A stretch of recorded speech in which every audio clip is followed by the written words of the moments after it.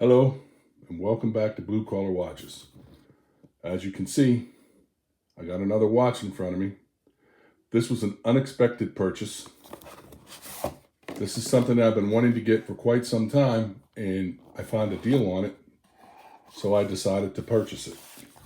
This is the Seiko Prospex Monster. This is the Antarctic version.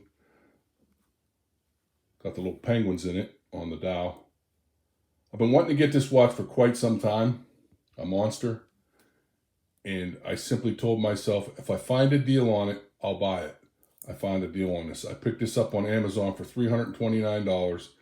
These generally go for like $375, $380, some places at $400. I thought that was a pretty good deal, so I went ahead and pulled the trigger. This is something I had in my cart, and then you get notified of the price drop. So I thought $329 was a good deal for this watch. These have been out, I think they came out in February, so they're not super new to the market. They're relatively new. There's a lot of video reviews on this watch or variations of this watch because there's different dials, but this is the one that I wanted. I really like this dial. Okay, let me get it off the pillow and let's get into the watch a little bit. Okay, so getting into this watch a little bit. This, I believe this is the first watch I own that is ISO certified. This is actually certified to 200 meters. I'm not going to be going diving with this watch, but I think this is the first one I own that is actually certified. Bezel feels pretty good.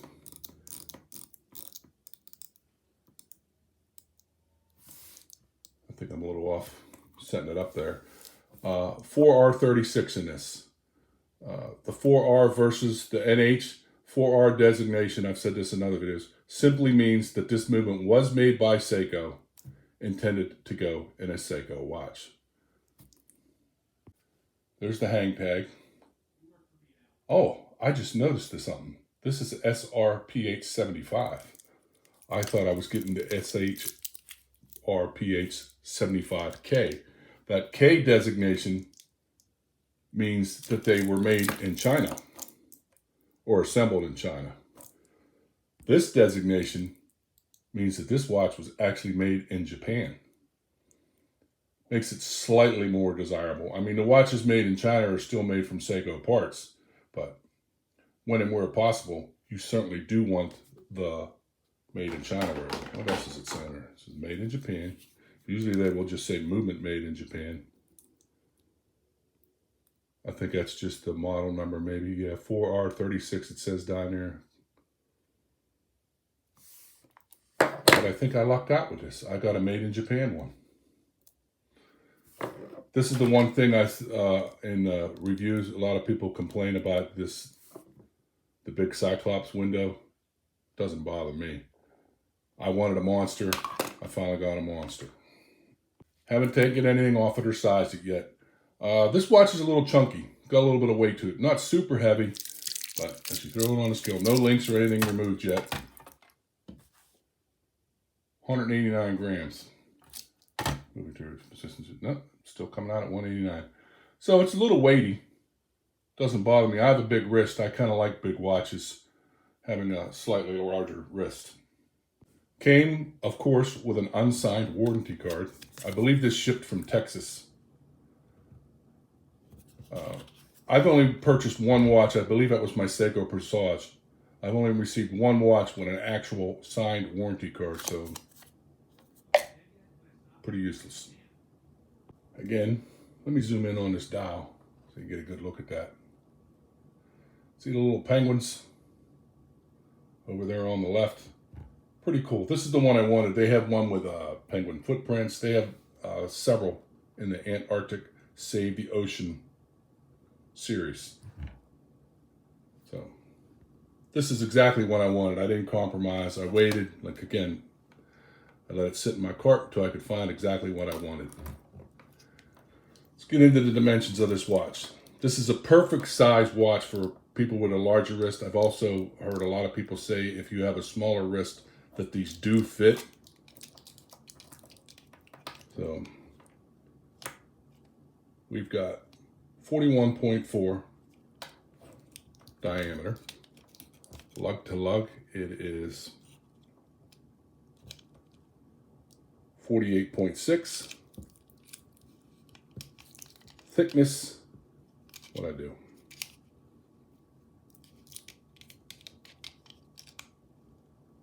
Thickness of just over 13. Decent sized crown to get a hold of, just under 7. This band is supposed to be 20 millimeter at the lugs. And yes, but the band thickens up right there as it leaves the lugs to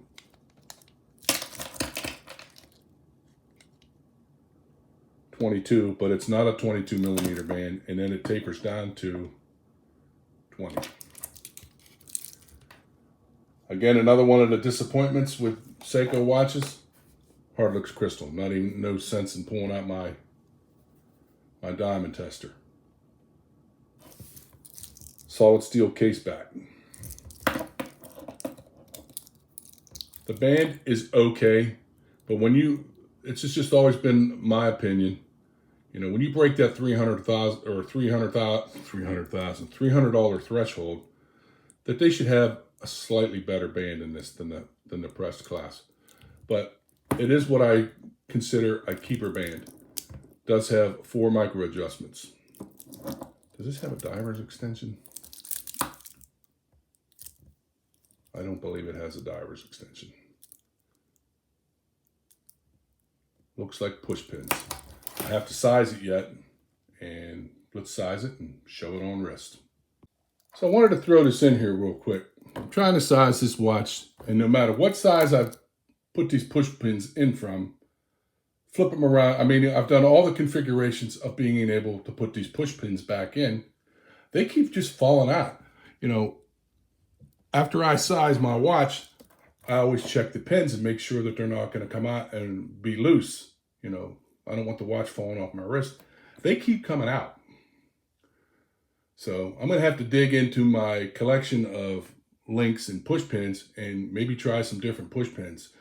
I'm thinking that maybe once these push pins are removed, they're not tight enough anymore.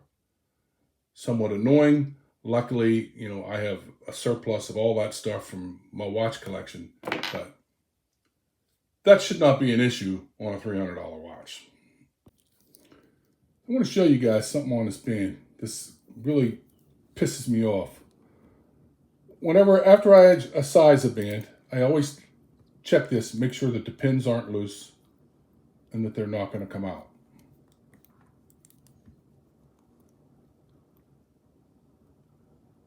I haven't touched this one. It's kind of hard doing this through the camera. Look at that. I'm not putting any forced effort into that, but that pin is starting to come out. Let's check the next one. It's just a few of them, not all of them, but I mean, it's not coming all the way out, but it should be tight in there. Well, I haven't done anything to that. I haven't tried to remove that pin. I haven't pounded on it. I haven't put a tool on it. That's pretty friggin' aggravating on a $329 watch. So as you can see, I've done a lot of bands over the years. I save all my links and push pins and all that stuff. I do like this band because of the way it attaches.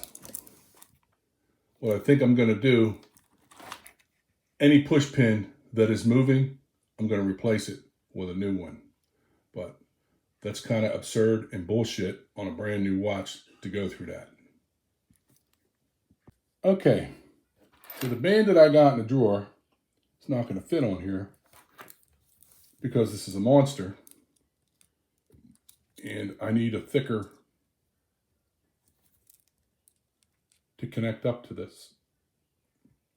The one that I have, it's simply not going to fit. It's not that thick. I do have some NATOs that I'm contemplating putting on there, but I really prefer stainless bands. And this band really doesn't match that as well as I would like. I think that if I was to put a NATO on here, I would want blue. Pretty disappointed. All this money for this watch. I wanted a monster for like a year. Finally found one that I could afford, well, that I was willing to spend that amount of money on. And this band on this Seiko is absolute trash. Really starting to dislike Seikos at this point. You shouldn't have to spend that kind of amount of money and then have to replace the band immediately. I mean, I've had watches where I've replaced the band simply because I wanted a better band, but this is pretty disappointing. I got to get ready for work. I don't have time to play with this anymore. We'll conclude this video at a later date. Okay, it's the next day. I've had time to mess with this watch a little bit, and I came to a decision. I figured out how to fix that band, but the reality is I don't trust that band. If you take those pins and pound the end or bend them, they will stay in there. But, you know, now I feel like I'm altering it and I don't trust it. So last night I ordered, this is the same band that I had put on my Hamilton, which I feel to be a decent quality band. I'm going to put this on there and call it a day. Rather depressing again, you spend $329 on a watch and the band is trash. But I guess you kind of got to add into the equation a new band. And as I looked further at this watch, I was at work last night and I was Googling a little bit about it. And that is the biggest complaint on these new Seiko Monsters is the band, that the pins come out. Maybe I should do a little more research. I love this watch. It's a good looking watch. But when you buy a watch, and like I felt like I got a good deal on this watch, but now I got the the increased price of adding another band. But it is what it is, and it's a done deal. Let me put this band on, and then we'll maybe wrap up this video. We'll probably throw a loom shot in here. Okay, only took a couple minutes to pop this new strap on. Like I said, I've purchased this particular strap before. I put one of these on my Hamilton. They're not from Strapco, but they compare pretty good to what comes from Strapco, you know, versus $70. I think this was like $40 this strap. Screwed end link, screwed links, no clasp. Pretty decent strap. In all honesty, when I bought this watch, I was thinking I'll probably upgrade the strap, but I didn't plan on doing it immediately. But I like the way it looks on this strap. And I already own one of these. I just looked in my Amazon orders and I thought, I'm gonna buy me another one of those. That was a good quality stainless strap. But there it is, it fits. Let me zoom out. I mean, I got crap all over this desk here from playing with this watch. Looks pretty good on wrist. That's on my 7 3/4 inch wrist. I would have preferred to have, but that actually looks pretty good. It fits pretty well. I did pretty good, I think, with this strap selection. I'm gonna do a loom shot. Okay, here I go with the loom shot. The loom on us should be good. Seiko Lumibright is good loom. Here we go. And it is good loom. And it better be, because the issues with this band, the strap, kind of took some of the joy out of this purchase. But it has that good Seiko loom. The watch itself, excellent. The band it came on, absolute garbage. Okay, so I guess I'm going to wrap this video up. This is probably going to be longer than my usual ones due to the strap issues. Like this watch. It is a good looking watch. Again, like I said in the last segment, issues with the band kind of took some of the joy out of this and increased my end cost. I would say my end cost on this is, my end cost on this with the new strap is about $370 versus the $329 that I originally paid for the watch. So if you're interested in one of these new Seiko Monsters, excellent watches. It is ISO certified. This is certified to 200 meters although I won't be diving with it, but these are certified. But I would kind of say, if you're going to buy one of these, buy a 20 millimeter band, because it's probably going to suck. I've never had a watch where the pins literally just fell out of the watch like this one. I have every intention of writing Seiko a nasty email. Be quite honest with you, I don't expect them to respond because they probably don't care. If they're putting out products like that, and if you look in the forums and guys are talking about the strap issues with these, maybe they should have done something to rectify it. Maybe they should have threw some extra bands in there. Even if they just threw a silicone band in there so that you could swap it out. But I guess it is what it is at the end of the day. And I'm still going to wear this watch. I mean, absolutely. It is a good looking watch. But it has really somewhat changed my attitude on Seikos. Probably about a third of the Seiko watches I have some other videos on here where I've changed the straps on them. And Seiko is known for putting poor quality straps on their watches.